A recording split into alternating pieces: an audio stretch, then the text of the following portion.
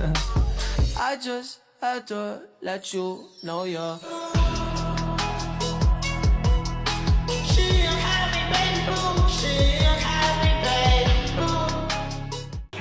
Hai, Shalom, Assalamualaikum warahmatullahi wabarakatuh.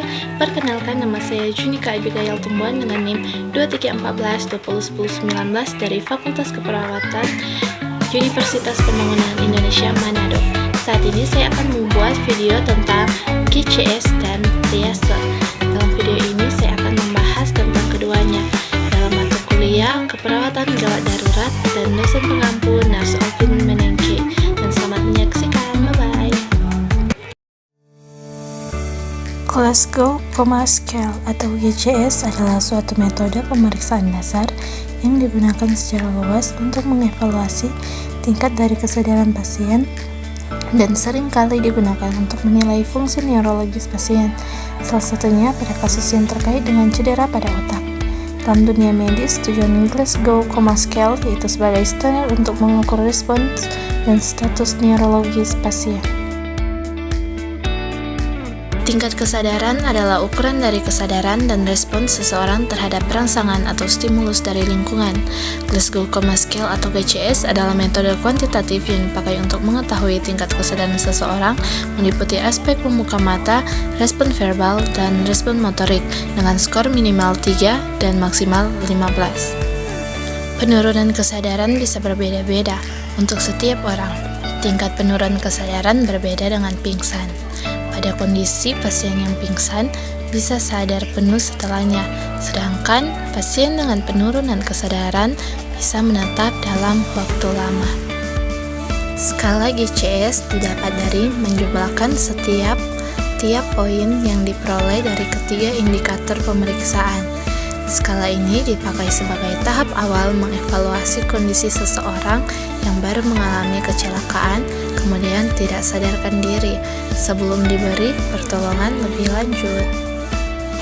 Sebagai penolong pertama, kita bisa melaporkan angka GCS kepada pihak medis yang menangani selanjutnya. Perhitungan ini menjadi dasar untuk menentukan penanganan, juga untuk menilai respons terhadap pengobatan yang diberikan. Beberapa tingkat kesadaran. Yang pertama yaitu kompos mentis.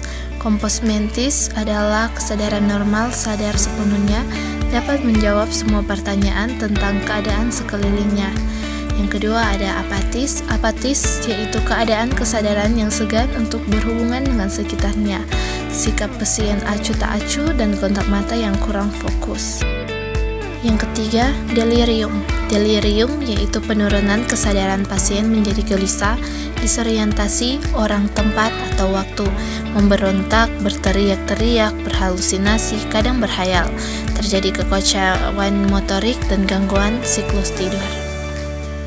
Berikutnya ada somnolen. Somnolen yaitu kesadaran menurun, respons psikomotor yang lambat, mudah tertidur, namun kesadaran dapat pulih bila dirangsang atau mudah dibangunkan, tetapi akan cepat tertidur lagi.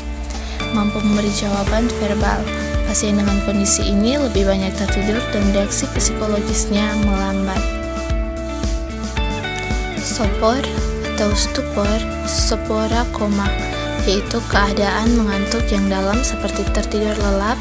Pasien masih bisa bangun bila diberikan respon nyeri yang kuat, namun tidak memberikan respon verbal yang baik atau lemah. Pasien dengan kondisi ini memiliki respon pupil dan refleks kornea dengan baik, tetapi sulit mengontrol proses BAK dan BAB. Yang terakhir, koma atau komatos, yaitu kondisi ketika pasien tidak bisa dibangunkan, penurunan kesadaran yang dalam, tidak ada respon terhadap rangsangan apapun, atau tidak ada respon kornea maupun refleks muntah, mungkin juga tidak ada respon pupil terhadap cahaya. Ada beberapa penyebab penurunan kesadaran. Yang pertama, karena kekurangan oksigen atau hipoksia akibat penurunan aliran darah ke otak. Yang kedua, tekanan berlebihan di rongga kepala akibat benturan di kepala atau pecahnya pembuluh darah otak yang menekan jaringan otak dan terjadi peningkatan tekanan intrakranial, yaitu karena perdarahan stroke tumor otak. dan juga infeksi encephalitis atau epilepsi.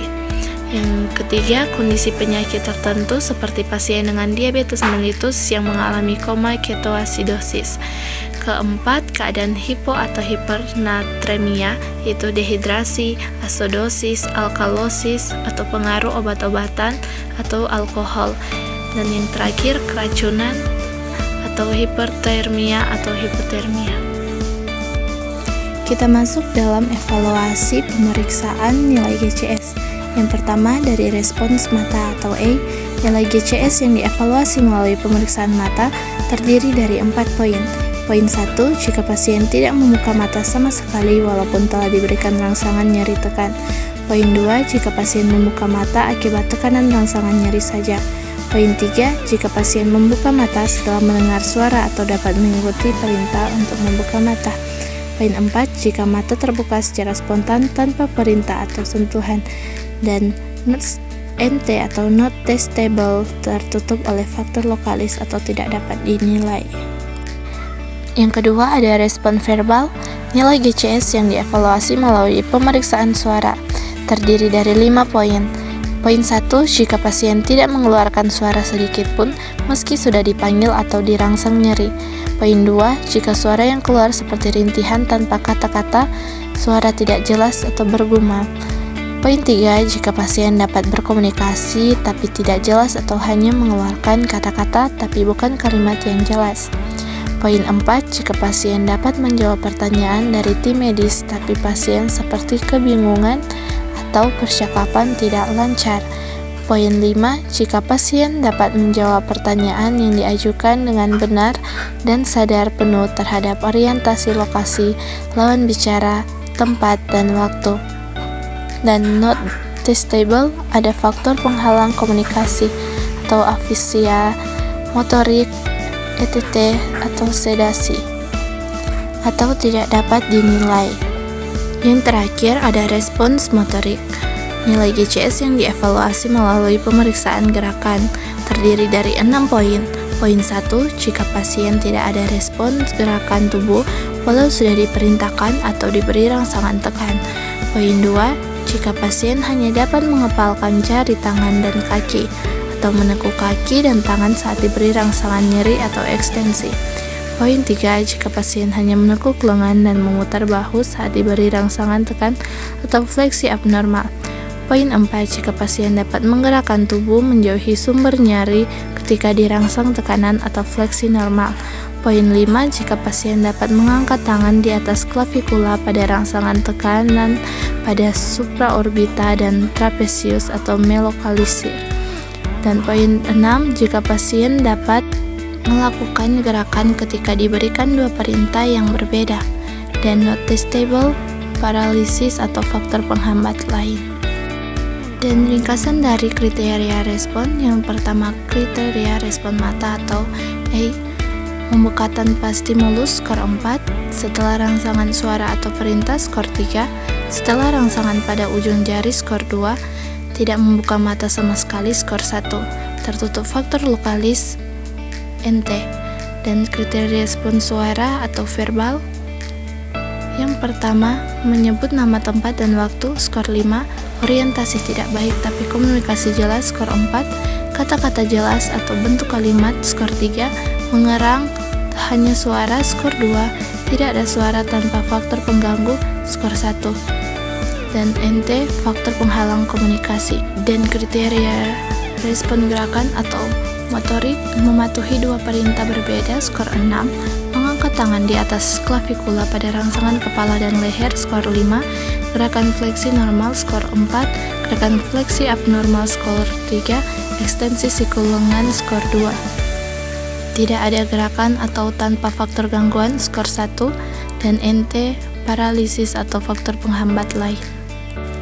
Klasifikasi skor GCS, kesadaran kompos mentis skor GCS 14-15, kesadaran apatis skor GCS 12-13, kesadaran delirium skor GCS 10-11, kesadaran somnolen skor GCS 9-7, kesadaran sopor skor GCS 4-8, dan kesadaran koma skor GCS 3. Interpretasi hasil penilaian GCS. Setelah melakukan penilaian, cara penulisannya berurutan: A. Verbal, motorik, seusia nilai yang didapat pasien. Pada pasien yang kompos mentis, nilai GCS-nya 15, A4, verbal 5, motorik 6. Sedangkan bila pasien koma dengan nilai GCS 3, A1, verbal 1, motorik 1. Bila salah satu reaksi tidak bisa dinilai, misal kedua mata bengkak dan indikator F atau verbal dan motorik dapat dinilai, maka penulisannya X, verbal 5, motorik 6. Bila pasien terpasang tracheostomi sedangkan A dan motorik dapat dinilai, penulisannya A4, verbal X, dan motorik 6. Kita masuk dalam jenis triase IGD. Triase IGD adalah proses penentuan atau seleksi pasien yang diprioritaskan untuk mendapatkan penanganan pertama di IGD. Simbol bergaris merah. Kategori merah adalah pasien dengan prioritas pertama yang butuh pertolongan segera. Kriteria pasien yaitu pasien datang kondisi kritis, contohnya pasien yang kesulitan bernafas, serangan jantung, trauma kepala serius, atau mengalami peradangan luar yang luar biasa. Simbol bergaris kuning. Kategori kuning merupakan pasien dengan prioritas kedua yang memerlukan perawatan segera, tetapi penanganan bisa ditunda beberapa saat.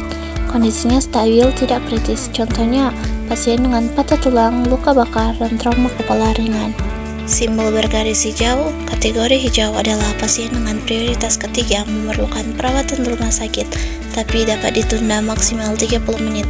Pasien yang cedera tetapi masih sadar dan bisa berjalan, contoh patah tulang ringan, luka bakar derajat rendah, atau luka ringan. Simbol bergaris hitam. Kategori hitam menandakan pasien berada dalam kondisi sangat kritis, sulit untuk diselamatkan nyawanya. Sekalipun segera ditangani, pasien tetap akan meninggal. Kondisi ini biasanya terjadi pada pasien yang mengalami cedera parah yang bisa menyulitkan pernafasan atau kehilangan banyak darah.